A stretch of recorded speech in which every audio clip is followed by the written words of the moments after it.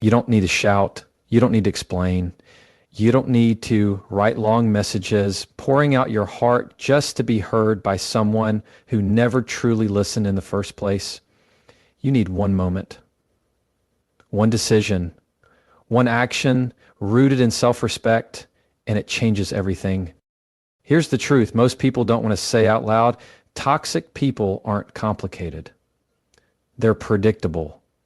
They come in patterns. Same tactics, different names. They poke until you react. They twist your words. They guilt you. They make you feel like peace is a luxury you don't deserve. But the moment you stop feeding that cycle, the game ends.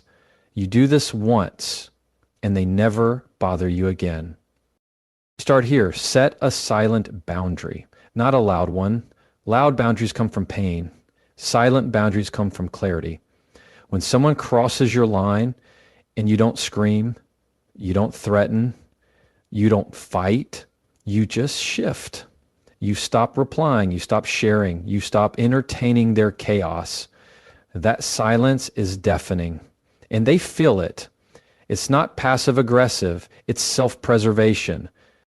You don't need to get into debates with people who are committed to misunderstanding you. You don't need to win every argument. When someone shows you a version of themselves that's cruel, manipulative, or draining, you don't need to ask why they did it.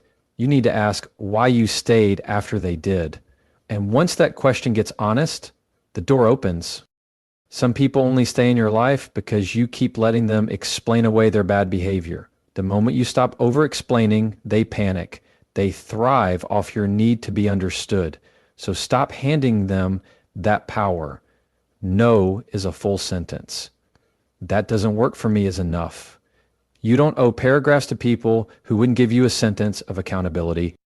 Next time a toxic person tries to bait you, don't react. Mirror. Not emotionally, but calmly. Let their sarcasm echo back as indifference. Let their insults bounce off a face that doesn't flinch. Let them watch you protect your peace without lifting your voice. It confuses them. Why? Because they can't argue with someone who doesn't step into the ring. Then go deeper. Don't just cut contact. Cut access. There's a difference. You can block someone's number and still think about them all day, but when you truly remove access to your energy, your time, your emotional space, that's when you win. You stop talking about them, you stop checking on them, you stop letting their shadow live rent-free in your head, and that is where your freedom begins. If someone can disrespect you once and stay in your life, what you've told them is, there's room for this behavior here. But the first time you calmly show them there's not, everything shifts. Not because they changed, but because you did. And sometimes all it takes is one firm, quiet move to reclaim your peace. This isn't about revenge. It's not about being cold. It's about drawing the kind of line that says, I love myself too much to live in your storm. And the moment you make that choice, even once, toxic people lose the map to find you. And you start breathing again. Toxic people often rely on your reaction to fuel their behavior. It's not just what you say. They're watching how you respond, how flustered you get, how much attention you give them. The louder your reaction, the more control they feel they have over you. They thrive in chaos. They know how to press the right buttons because they've learned your emotional patterns. The moment you start raising your voice, over-explaining yourself, or defending every move you make, they feel like they're winning. That's why setting a silent boundary is the one thing that flips the entire game on its head. It confuses them. They expect a fight. They expect tears. They expect drama. But when all they get is silence, stillness, and no reaction, they don't know what to do with it. That's power. A silent boundary is not about ghosting people or being passive-aggressive. It's about making a decision within yourself that someone no longer deserves access to the parts of you they once exploited. It's a decision that says, I'm not going to teach you how to treat me anymore. I'm just going to show you that mistreating me means losing me. You don't announce it. You don't warn them. You don't even argue. You just shift. The conversations become shorter. The explanations disappear. The emotional investment dries up. You start replying with peace instead of proving your point. And slowly, they start to realize that they're losing the grip they once had. Toxic people don't respond to logic. They respond to energy. That's why trying to reason with them feels like talking in circles. They twist facts. They deflect blame. They manipulate emotions. But when you respond with calm detachment, when you set a boundary that isn't loud or reactive, they start to lose their leverage. Think of it like turning off the lights in a room where someone's trying to perform a show. The audience is gone, the spotlight is off, the performance becomes pointless, and eventually they walk off the stage. What makes silent boundaries so powerful is that they protect your peace without putting you in emotional debt. You don't have to spend your energy explaining why you're hurt. You don't have to write essays defending your decision. You don't even have to convince them they're wrong because you've stopped seeking their validation. That's what changes everything. When you stop needing toxic people to understand your pain, you finally start healing. And they feel that shift. They feel your silence. They notice the absence of your attention, and they realize that whatever game they were playing, they're now playing it alone. The beauty of this approach is that it doesn't require confrontation. Not everyone deserves closure. Not everyone deserves a goodbye speech. Some people deserve nothing more than your absence. And when you give them that, not out of hate, but out of love for yourself, it's a message louder than words. It says, I've outgrown the need to argue with you. I've outgrown the need to be seen by someone who only looks at me when they want something. I've outgrown the cycle. And here's what's even more powerful. When you start setting silent boundaries, you start attracting peace into your life. You realize that not everything needs your reaction. Not every insult needs your defense. Not every accusation needs your explanation. Some things are simply not worth your breath. That's not weakness. That's maturity. That's emotional intelligence. That's you choosing to respond from a place of strength rather than insecurity. The moment you choose stillness over screaming, quiet over chaos, you begin to rewrite the rules of how people can treat you. And toxic people, they don't stick around when they're not being fed. When you stop being available for the games, the drama, the emotional tug of war, they retreat. Not because you told them to, but because your energy no longer entertains their dysfunction. You don't need to fight to be free. You just need one quiet decision made in clarity, acted upon in peace. Set the boundary once. Let your silence speak the message you're tired of repeating, and watch how quickly those who thrived off your reactions suddenly have nothing left to take. Toxic people rarely listen to your words. They study your patterns.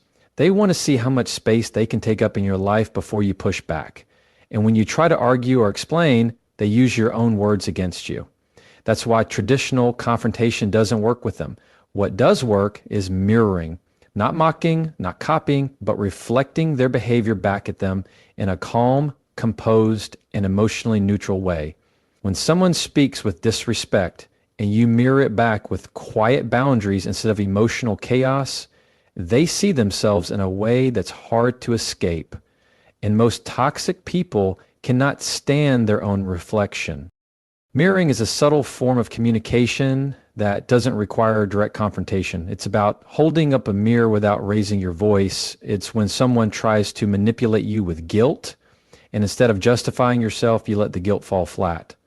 It's when someone tries to gaslight you into believing your reality is false, and instead of spiraling into self-doubt, you calmly say, that's not how I experienced it, and leave it at that. The point is not to get them to agree. The point is to anchor yourself in truth and let their confusion be theirs to carry. And that's what makes mirroring so powerful. It's not defensive, it's reflective. It doesn't attack, but it makes toxic behavior uncomfortable to maintain. Let's say someone repeatedly interrupts you in conversation, not by accident, but as a way to dominate or dismiss your thoughts. You don't interrupt back with the same aggression. You mirror their lack of respect with firm silence. You stop engaging until they notice. You don't explain, you keep cutting me off. You just go quiet until the weight of their rudeness becomes obvious. It forces awareness, not always right away, but over time, your behavior tells them, I won't play that game. Or maybe someone constantly blames you for things that are out of your control. Instead of rushing to defend yourself like before, you stop feeding that blame. When they say, this is your fault, you respond with stillness. I don't see it that way. No emotion, no back and forth, no trying to convince them otherwise. That calm disagreement, mirroring their own deflection with unwavering steadiness, stops the conversation from becoming another round of emotional ping pong. The key is staying grounded. Toxic people want you to get emotional because emotions are easier to manipulate. But when you're calm, when you're centered, when you mirror their patterns instead of reacting to them, they lose the ability to control the interaction. You're not there to fix them. You're there to protect you. And mirroring is one of the cleanest ways to do that without compromising your integrity. It's important to remember that mirroring isn't about revenge. You're not doing it to hurt them. You're doing it to help yourself. You're creating a psychological pause, a moment where they can see their own reflection through your unshakable response. Whether they take that moment to change is not your responsibility. Your job is to stop giving them the emotional firewood they need to keep the dysfunction burning. And this doesn't just apply to verbal abuse. It applies to emotional withdrawal, manipulation, guilt tripping, even passive aggression. When someone sends you a cold, clipped message meant to trigger your insecurity, and you respond with emotional neutrality, they're left holding their own bitterness. You're not cold. You're just not playing anymore. And in that moment, they are forced to sit with themselves. Mirroring helps you shift the balance of power without drama. You're no longer participating in the tug of war. You're letting them pull at a rope you no longer hold. You don't need to yell or perform. You need to reflect calmly and clearly that their behavior isn't getting the reaction they want. That's when the pattern breaks. That's when they realize they're not as powerful as they thought. And that's when you start reclaiming the emotional space they once occupied. Toxic people rely on your explanations to maintain control. Every time you try to clarify, defend, or justify your decisions, you're unknowingly giving them more material to twist. Over-explaining comes from a place of wanting to be understood, to be seen as good, reasonable, fair. But with toxic individuals, that vulnerability is ammunition. They don't want clarity.